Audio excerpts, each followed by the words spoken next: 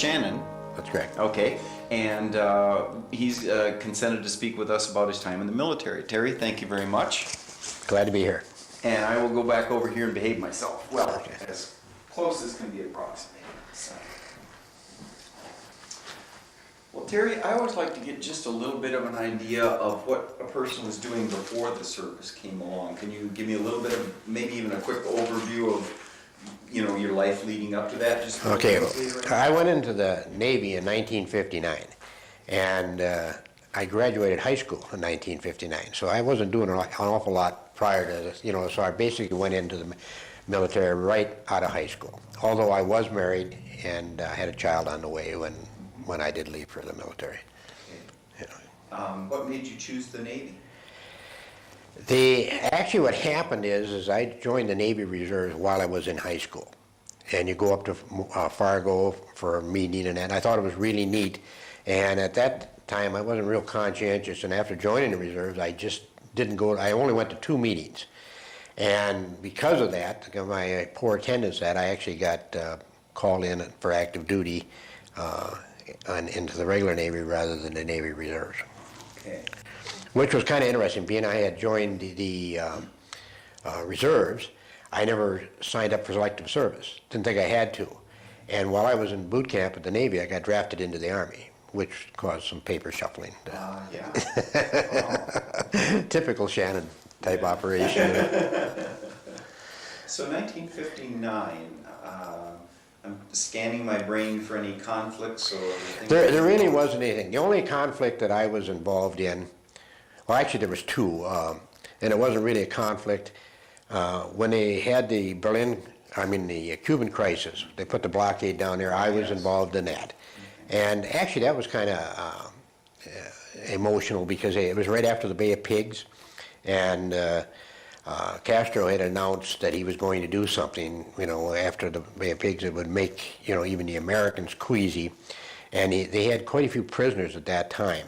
And we were down there at the time at Guantanamo, and we were issued weapons and all that sort of stuff. And had he executed the prisoners as they anticipated, we would have, you know, attacked Cuba that next morning. Right. You know, so, and then in the military, I started counting. I was married, had 1 child while I was in the service, and well, actually 2, but 1 right away, and then when I had the second one. And so I started counting days when I had 739 days left in the service. Every day you'd check your mark off, you know, I want to go home to my family and that.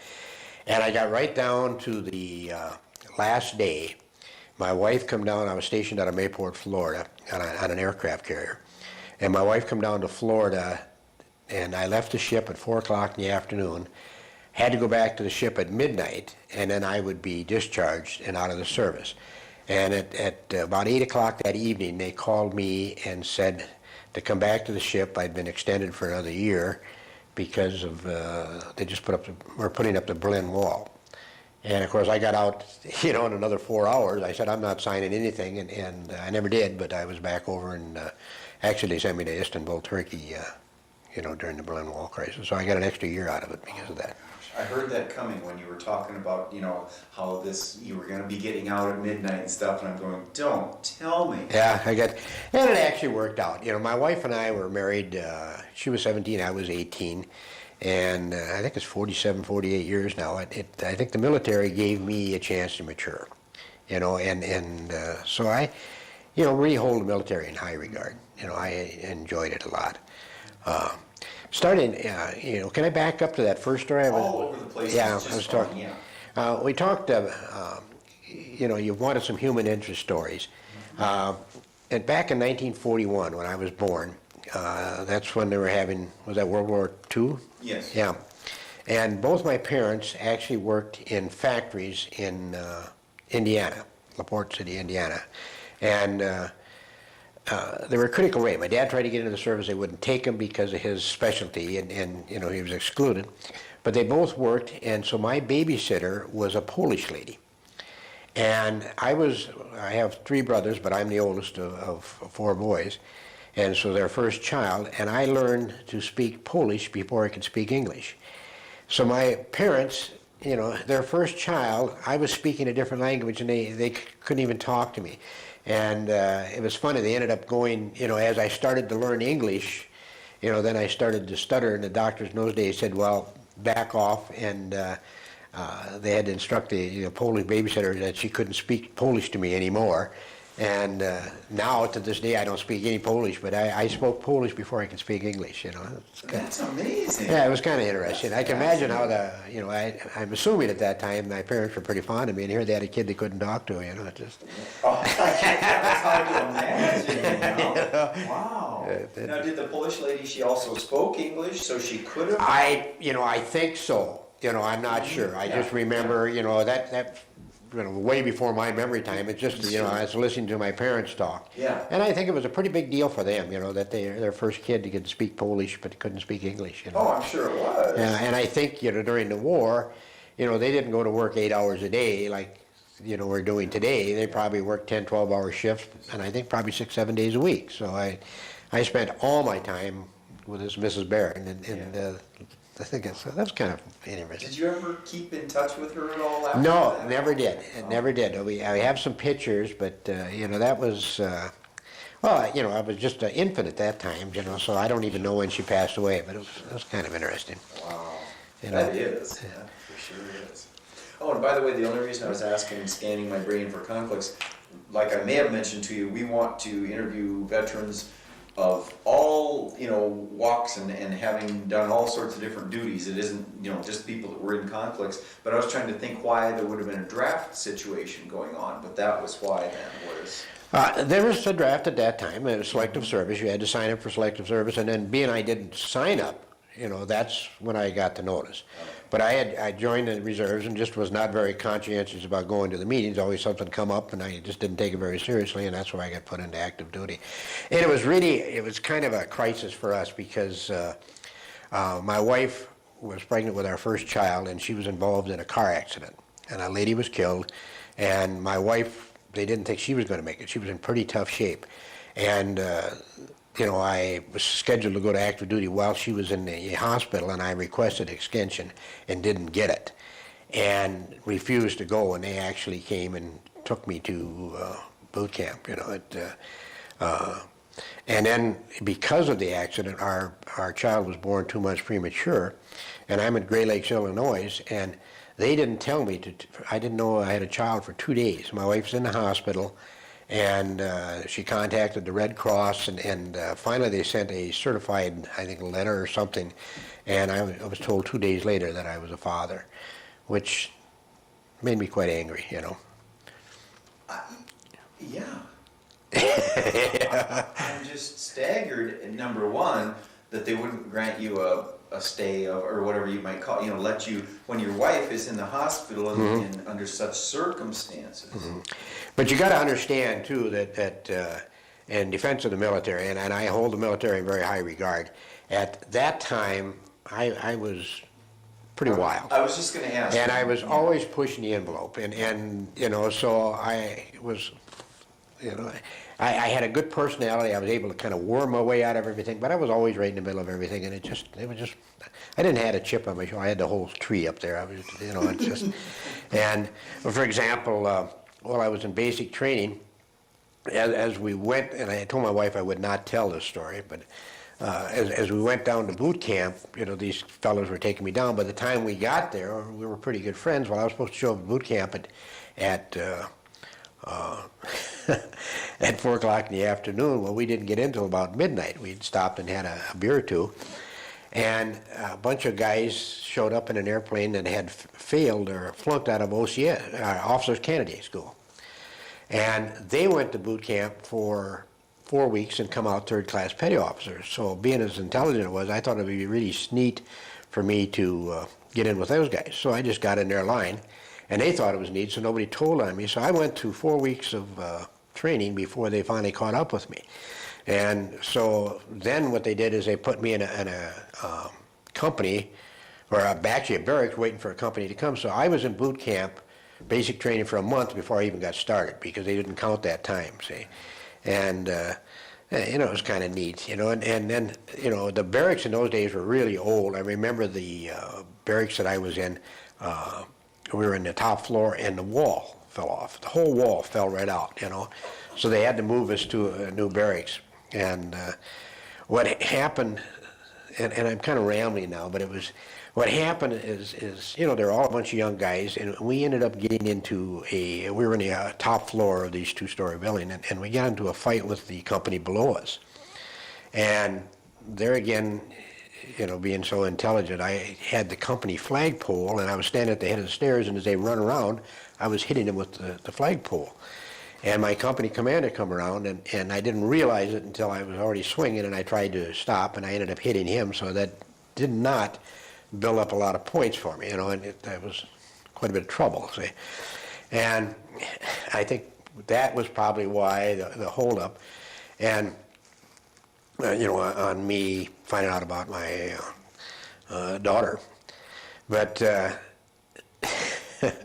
so then what happened, they had a American Spirit Award, and it's kind of a popularity thing, and I was the only married guy in basic training, so I got it, which didn't set well because I had done some weird things, you know. So the company commander, you know, had me in his office and was talking to me about my attitude, and then he gave me, oh, by the way, your wife had a baby a couple days ago, see.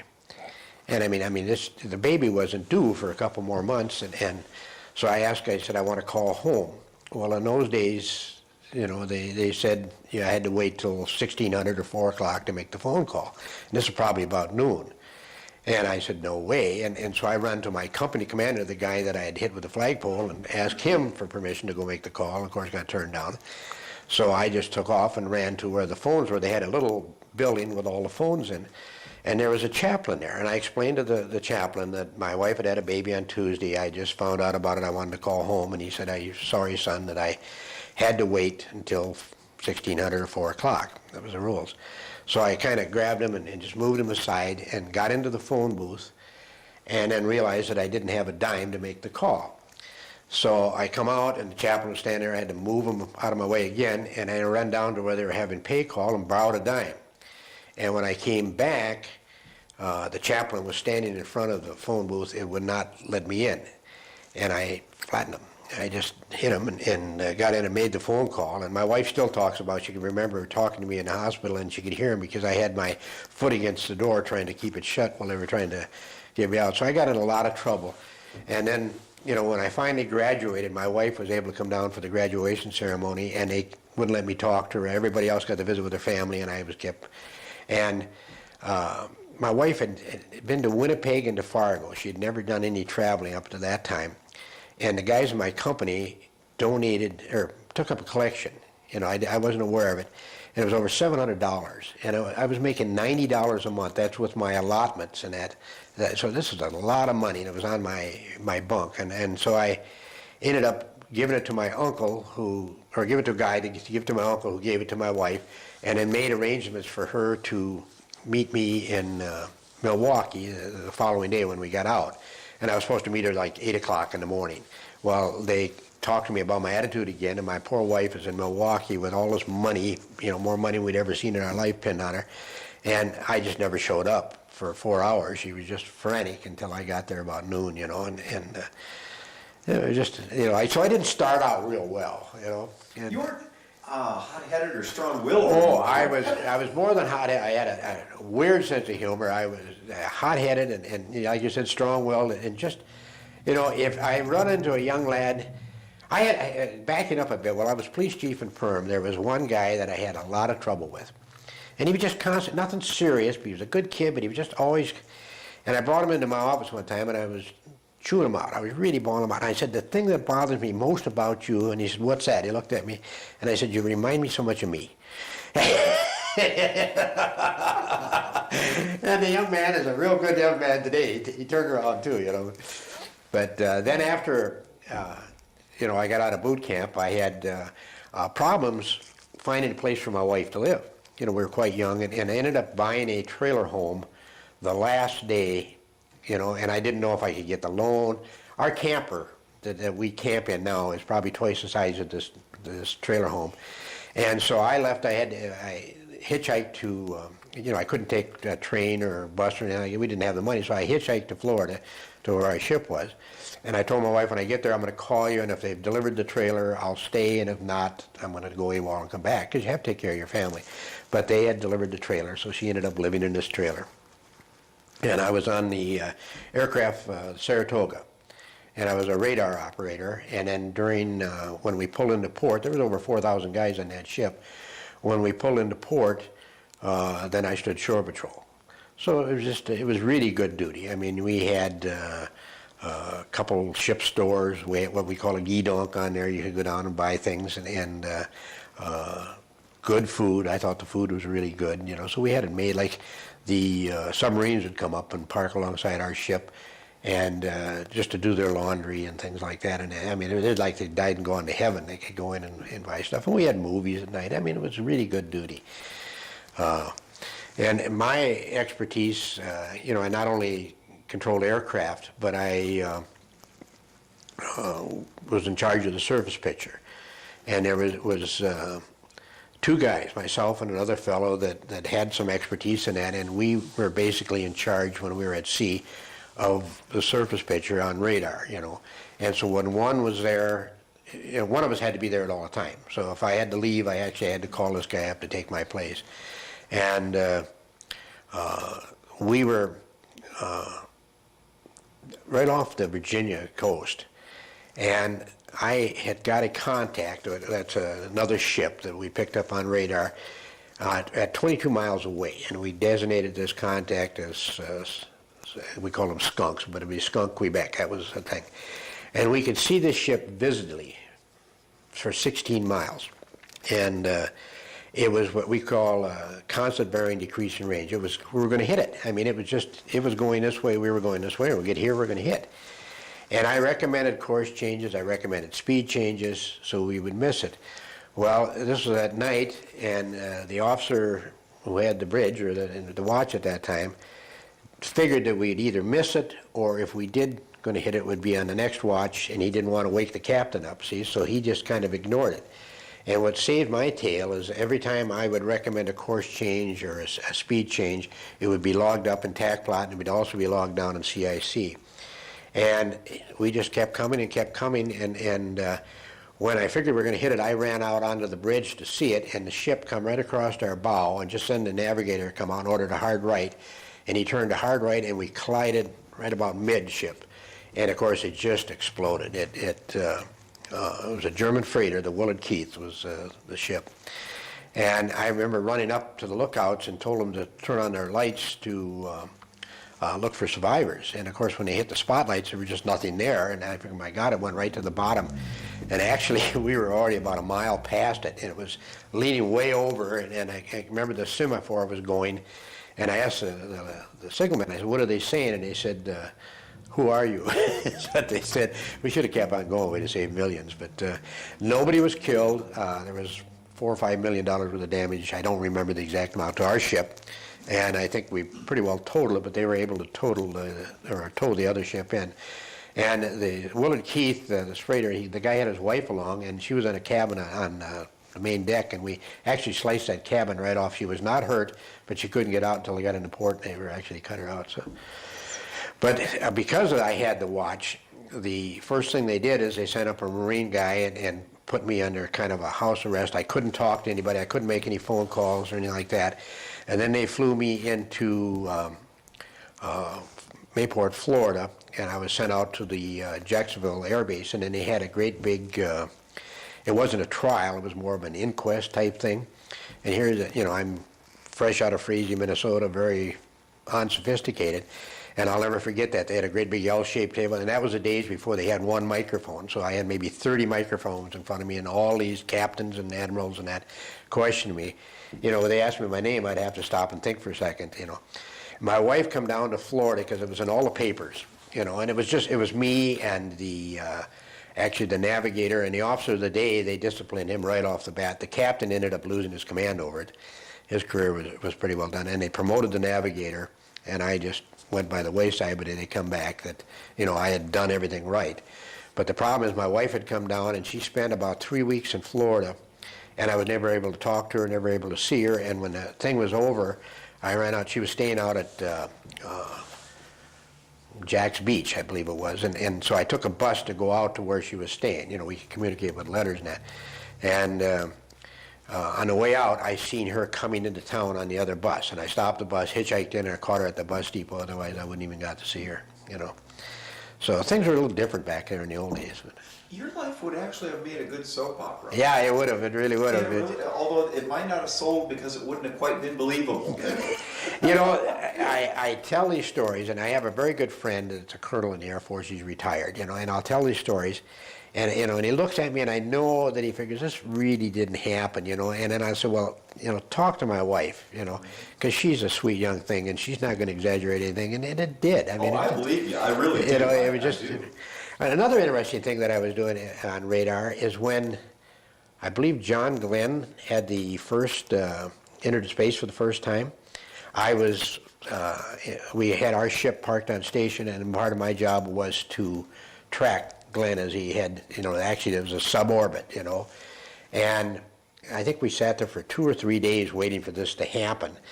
And I kept thinking, if everybody involved in this program knows as little as I know, we're really in trouble, because you know, and then when he finally did take off, you know, I had a blip on my radar here, a blip here, and a blip there, and that was all over, and that was my part contribution to that big program, you know.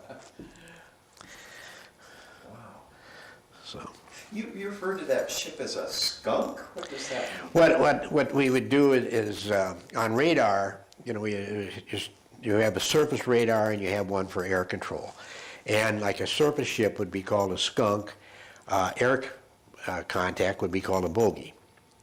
See, so it's just terminology that we used in the military. So the skunk was, you know, so it was actually the German freighter, the Willard Keith, you know. Now, doesn't it take quite a bit of amazement to actually collide with another ship in open sea? I mean, there is absolutely no reason for it. All we had to do was slow down a couple knots, or, you know, to see a ship visually for 16 miles and hit it. I mean, that's inexcusable. I mean, it's just ridiculous. And it you know, millions of dollars damage to our ship. I don't know what it was on the German ship.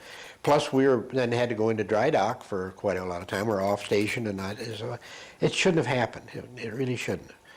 Now, the guy that refused to take action, he was really disciplined? He was, what he was done is it was loss of seniority, and he actually ended up getting out of the military. So they didn't do any time or anything like that. He was just out, you know. And I think really they did that right away, and I think, you know, that was kind of their way of covering it up. They handled him, so he was punished, you know, and then everybody after that, they'd done their thing, you know, and so I don't know, I wasn't in the inner circle. Why the captain would lose his command when he was asleep and this guy was the... He was in charge of everything, you know, and when something happens, you know, you're responsible. Another thing that happened, see, we were over in the Med, I had 3... I don't know, I can't remember, either 2 or 3 Med cruises where I was over in the Mediterranean. And we were right off of Greece when our ship caught fire. And Grease fire? Yeah, big time, you know, and we had, at that time, some nuclear weapons on board, and they would not let us go into port. And we were out at sea for about 2 days burning. They brought up other ships and stuff like that. And I think, I'm not sure, it was either 12 or 20 some people died. It was all smoke inhalation, you know. But that was kind of a traumatic thing, and really, that captain, his career was done.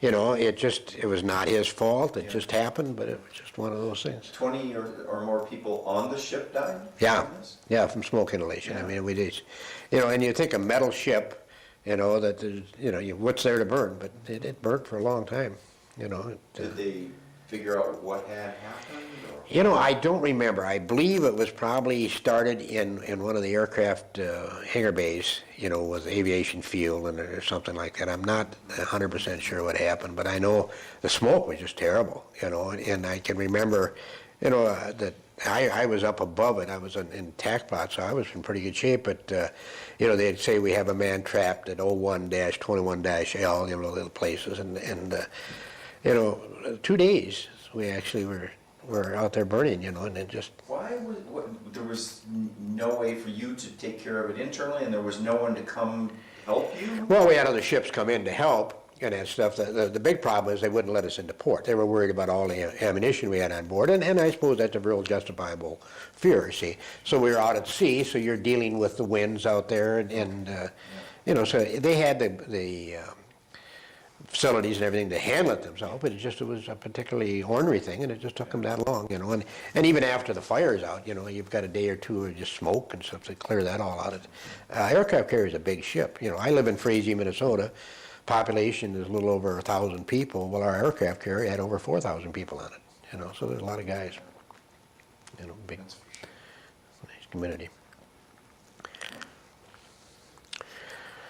So I missed all the wars, but you know, it was kind of. It sounds like you fought a few of your own. I did.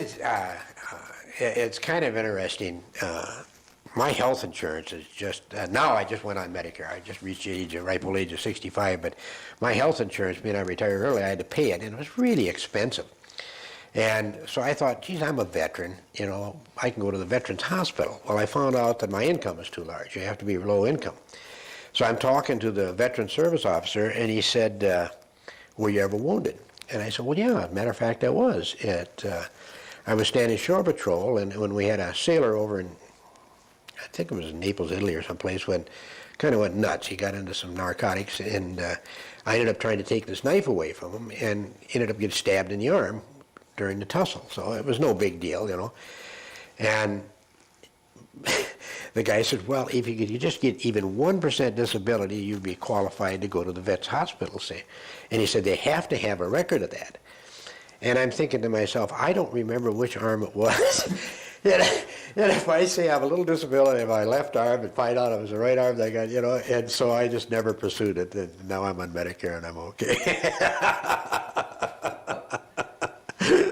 I didn't realize you had to be a certain income to be for the Veterans Hospital to. You do. You have to be under a certain income to be able to go to the veterans. At least this is what I was told, and you know, I was over that, and or have some military disability, that type of thing.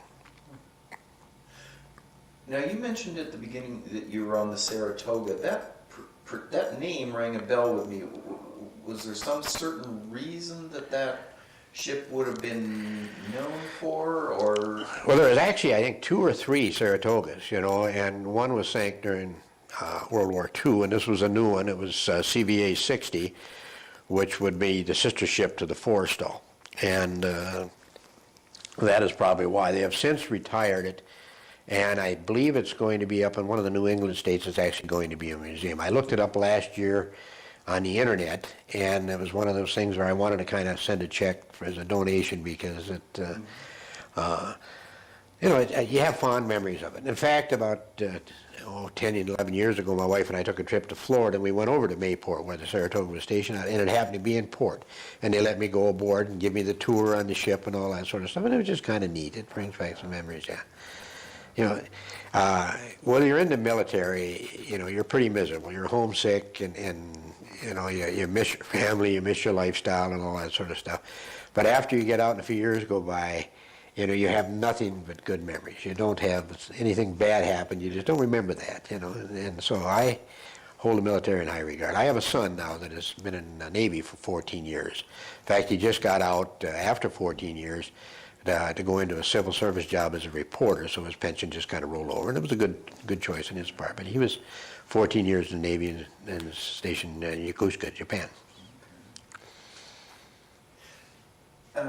Can we back up a little bit to like the Cuba situation? I'd like to know more about that.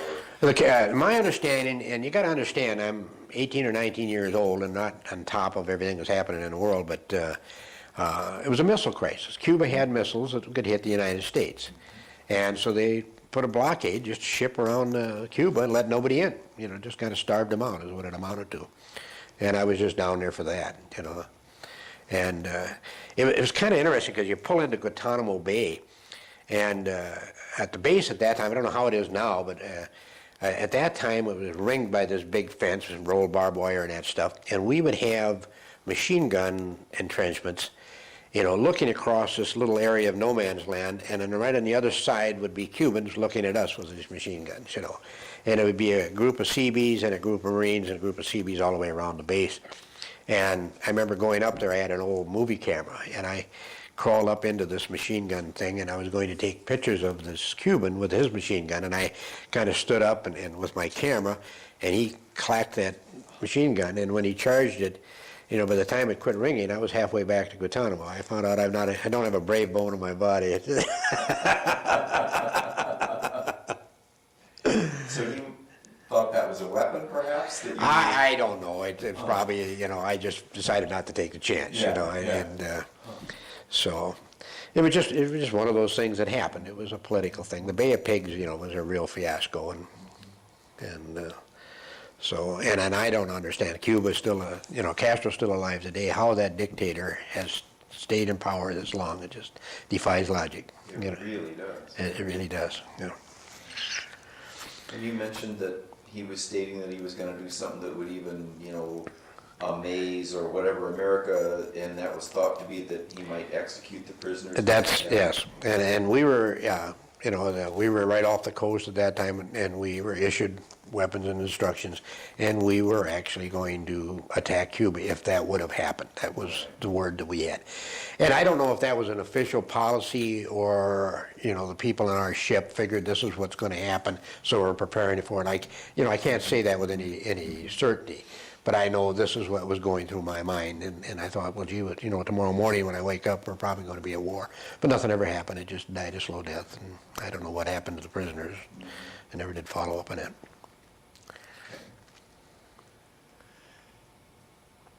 Tell me a little bit more about being 4 hours away from getting out of the service, and your wife is down there waiting. Yeah, that was kind of a crushing thing, really.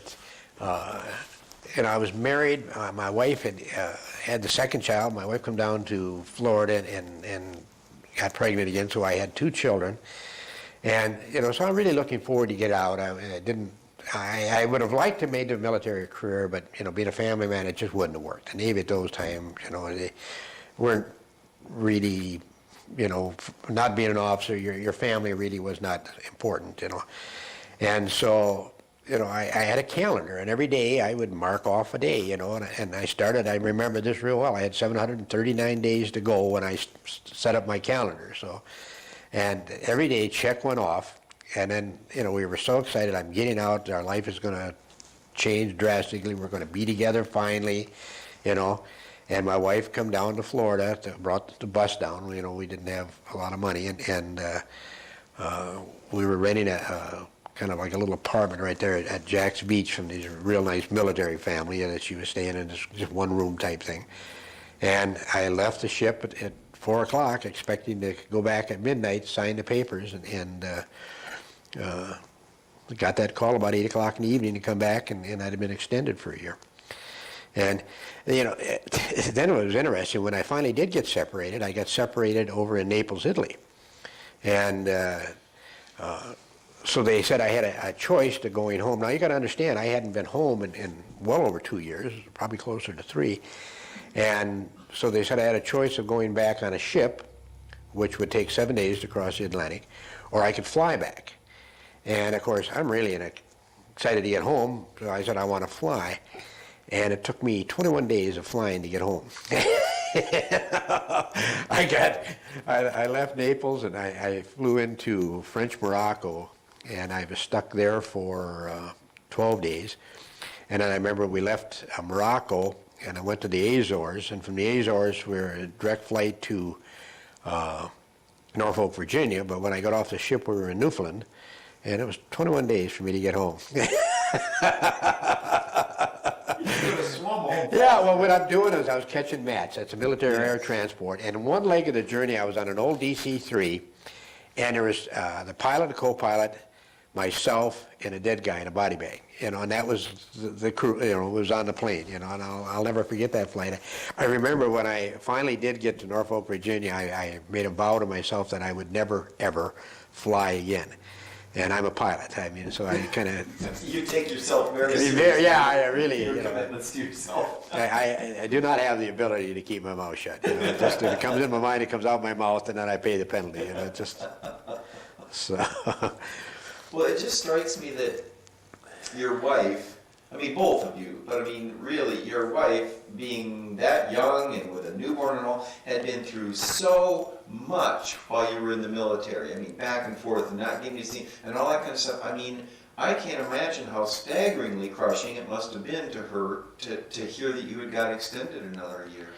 Yeah, I think we both cried. I don't minimize how it was for you, but I mean, just from her perspective. Yeah. Too. Yeah, it's amazing. My wife, with my military pay and my allotment, it was $90 and some odd cents per month is what our salary was. The payment on the trailer house was $45 a month. My wife lived on $45 a month. Now, and you could only give so much of your allotment home. You had to keep some money for yourself, and so I would have to mail that money home. And then I actually did odd jobs. I would wash laundry, stand extra watches and stuff like that to make extra money to, send home. And I had one neat little scheme that worked real well for me. I had an old movie camera. It was one of the old type ones with the 3 lenses, and one of the lenses was cracked. So the camera was not a real good camera. And I would raffle it off. I put the numbers from 1 to 100 in a hat, and if you drew out the 1, your penny cost you, or your chance cost you a penny, and if you drew out 100, it was $1, see. And I'd go from company to company in the ship and raffle off that camera, and then when they won it, I'd say the guy who won it probably only paid 10 cents for his thing, and I said, well, gee, I forgot that this thing had a cracked lens. I'll buy it back for $10, see. And then I'd raffle it off again, and I made some pretty good money, raffling, and I did that for probably 6 months, raffle that camera off, and was able to send the money home, Oh my God. See, the military's different, Yeah. Oh, you had a good thing going there. Yeah, it worked out well, and I remember. You might have to talk to Lina about doing some fundraising for the museum. I remember when my daughter was born, and at those times we didn't have the VCRs. She had a movie camera, and she'd send me these 8mm movies of my daughter, and it was kind of, when I finally did get out and come home, my children didn't know me, and they really resented me. Daddy was a picture on the wall. I was not the stranger that walked in the house, but I wanted to do something for my daughter, and I was over in Italy, and I bought a tricycle. It cost me $10. I mean, it was big money in those days, and a beautiful little tricycle. And I remember it cost me probably that much to send it home, and so, I was working extra watches and stuff like that to pay for it. And I sent it home, and my daughter could not ride it because it was too light. She would tip over all the time. Apparently the Italian children are smaller than us Americans because it was just too light. But see, she had the only imported trike in the neighborhood, so. A theme that keeps coming through about you is how much of a family man you are. I've been really blessed, and my wife, if I've had any success at all, it's because of her. She's been behind me all the way. And you were right when you mentioned earlier that it had to be very hard for her. I remember, her friends, we got married when she was 17. Her friends were still going to high school. She ended up going to school afterwards, after I got out of the military and finished her education. But her friends are out partying and that, and she's taking care of children, and so I always felt that I really owed her because I took a part of her childhood away. But we've been really lucky. I remember when we got married, the minister, there was another couple our same age, the minister announced he'd never marry anybody that young again. That other couple and myself are still married, And no, she's a remarkable lady. And she still talks about how she would get the paper, and then she would go through the ads, and then she'd plan a menu a whole week in advance, and then buy, according to what the ads were, and then buy everything on sale. So, money was always really tight, and she just did a wonderful job, and I'm sure she sewed the kids' clothes, and she gave up a lot, and the military had to be hard, but the big advantage is that when I came out, at least I was finally a man. I had matured a little bit. They kind of pounded down your head, you have to. So. I can't help but think, I wish that our women and war project were still an ongoing thing, I can't help but think your wife would be an unbelievably fascinating interview too. She probably would, if from her perspective. I mean, having no place to stay originally until we found this trailer, and having no money forever, then, when we collided over in Italy, or off Greece, I mean, with the ship, and we're burning, I mean, that's in all the news and that stuff. Here, her husband is on that ship. She doesn't know if I'm okay or not. When we had the collision at sea, I mean, she reads about that in all the news and that stuff. I couldn't contact her. I mean, so she went through some tough times, that way, and so yeah, she's a remarkable lady. Yeah, really remarkable in that regard. For sure. What aspects have I not thought to ask you about? I mean, are there more? I think one of the things that comes to mind is we listen to on the news all the time to what's happening over in Iraq, and we are constantly saying support our troops. There's bumper stickers. There's media people saying when you see a soldier, a sailor, or a military person, shake their hand, thank them for their job they're doing. When I was in the military, that was just a given. Every leave that I had, I hitchhiked home. I left Norfolk, Virginia to go home on a leave with $2 in my pocket. And when I got home, I still had $1.50 left of that. People would give me a ride. They wanted to buy me lunch. The military, they were looked up to. And I don't know what happened. Now we're trying to advertise, support our troops. We shouldn't have to say that. That should be a given. I mean, these people are, these men and women, they're putting their life on the line. A lot of them don't make it back. And, and I get really, really angry. We've had a couple military people in the Fargo area, in our North Dakota area, that were killed over in Iraq, and we have protesters coming to the funeral. That is so inappropriate. Honest to God, it just, to me, that's almost, should be criminal. It is truly criminal whether it is recognized as such legally or not. Yeah, and we have a computer like everybody else. Actually, we got 2 or 3 of them, but I was on the internet, and it showed a picture of a parade where the VFW was marching, carrying the flag. The only person standing was a veteran. So we've got to get back to those values. I'll tell you, when the anthem is sung, I'm standing and my hand is over my heart. Yeah. Mm-hmm. I feel very strongly about that. I don't like to see guys wearing a T-shirt that looks like a flag. You just respect that sort of stuff. And, I think that's important. I think history is important. I think ritual, the old ways are important, and I think values are important, and we're losing a lot of that. So I don't mean to be lecturing now, but. No, I appreciate every word you've said, and it needs to be said, and I wish there were more ways to have that get out among, and have the young people understand, well, this isn't talking, but I'm very with you. Yeah, my son was over in the Gulf War. He was over there, and my oldest boy called him up and thanked him for his service over there. He just thought it would be a nice thing to do. And my youngest son said that he was the only person that ever said a word about it. And that's kind of sad.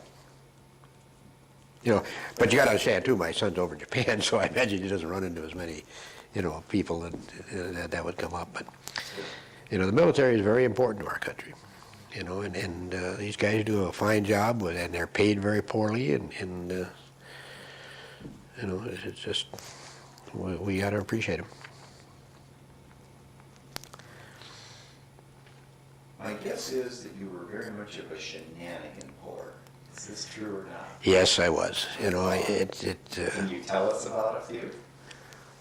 Actually, the most trouble I got into is something I didn't pull.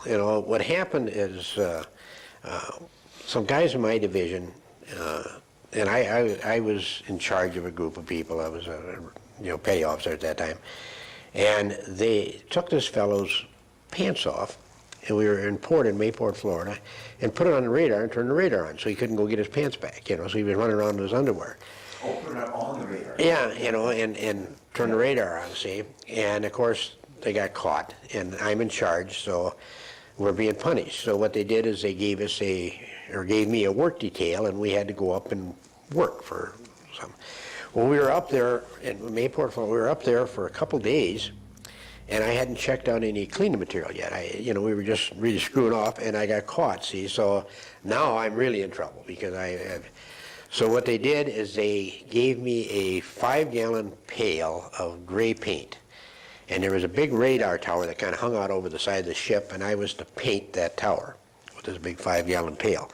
Now I've got gray paint, I'm standing on a gray tower, and thinking, they're not going to know if I painted this or not. So I took the gray paint and poured it over the side, see? Not thinking that the gray paint is an oil-based paint, and you can't believe the slick that 5 gallons of paint will make. It just, the entire pier around the ship was just all gray, see? And of course the waves washed up, so it painted the pier gray and everything, And I got away with it. I never got caught,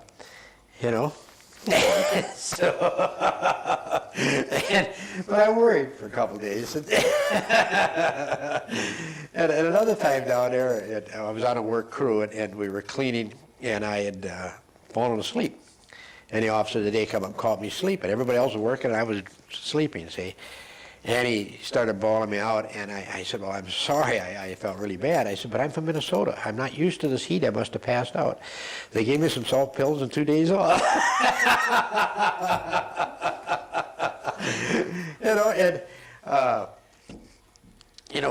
We used to steal food from the galley. I remember coming. You take your the mess cooks would wear just a T-shirt and they're white. So in the summertime, all you had to do is take your jumper off and you look like a mess cook. See, and when they'd make cakes, you just get in line, to haul some of these cakes, and then you just keep going and running up to the compartment.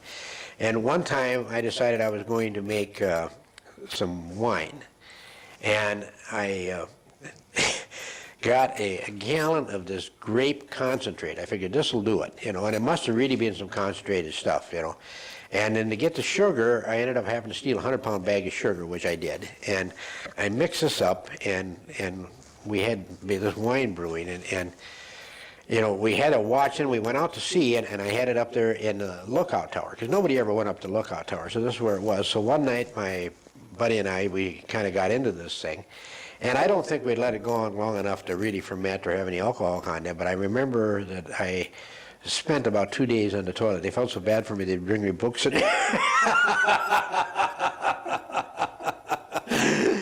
So a lot of times you just got to outsmart yourself, But the military, we just had a lot of fun, The guys are good guys. Yeah. We used to, overseas, we'd take a collection, and you'd have port and starboard liberty. Half the ship could go, and we get a collection, and we'd buy like a half a beef and have a beach party, and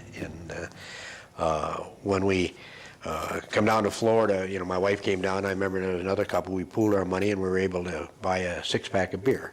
So each of us could have 2 beers, and that was our big thing. Times were tough, But everybody was in the same boat. We all got along well, So there was no problems that way. But yeah, you're right on the jokes, and I haven't changed a lot, over the years.